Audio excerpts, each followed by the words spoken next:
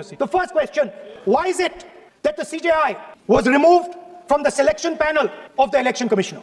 What motivation could there be to remove the CJI? 1950 से 1989 चुनाव आयोग एक सदस्यीय था। प्रावधान क्या था? कोई कानून नहीं था। प्रधानमंत्री जी फाइल भेजते थे राष्ट्रपति जी को और राष्ट्रपति जी नोटिफिकेशन बाहर निकलते। तो भाई उस वक्त बरोबर चुनाव था। ये 50 से लेकर 2023 तक कोई कानून नहीं।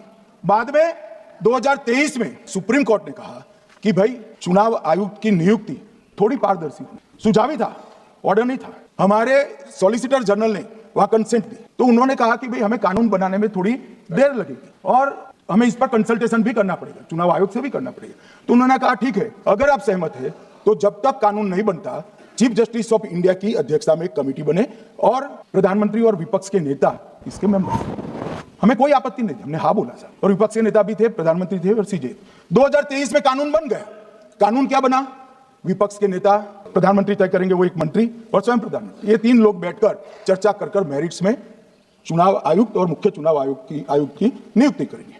मान्यवर, हमारे टाइम में तो और पारदर्शी। ये कह रहे हैं हमारा तो 33% ही हिस्सा है। वही 33% तो है ना, हमारा तो हिस्सा ही नहीं था। In December 2023, this government changed the law.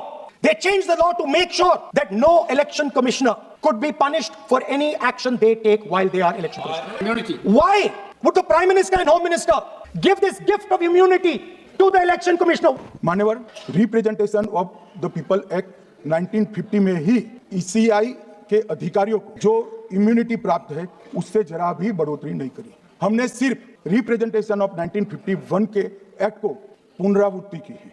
ये प्रावधान है मान्यवर, और वो प्रावधान को 23 के कानून में इसको भी हमने संरेखित किया है मान्यवर। इतने सारे वकीलों को राज्यसभा दे रखी है, भगवान जाने क्या करते हैं सर, अपने नेता को ब्रीफ भी नहीं करते।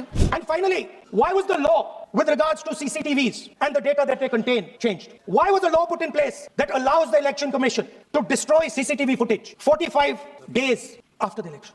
What is the need? मान्यवर, प्रावधान क्या है? उम्मीदवार चुने जाने के बाद 45 दिन में चुनाव याचिका दायर कर सकते हैं। 45 दिन के बाद इसको कोई चुनौती नहीं दे सकता।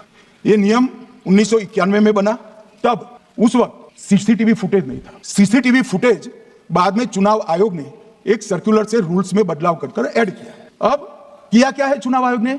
सीसीटीवी फुटेज का जो रिकॉर्ड है उसको जन प्रतिनिधित्व अधिनियम की 1951 की धारा 81 के साथ संरक्षित किया है, मतलब अलाइन किया है कि 45 दिन के बाद कोई डिस्प्यूट की प्रोविजन ही नहीं है एक्ट में, तो 45 दिन के बाद ये सीसीटीवी फुटेज क्यों रखना? अब इतनी सादी समझ नहीं है सब। मैं क्या कर सकता हूँ सर? सब समझ के कोई इंजेक्शन नहीं होते जो भ्रम से दे दिया।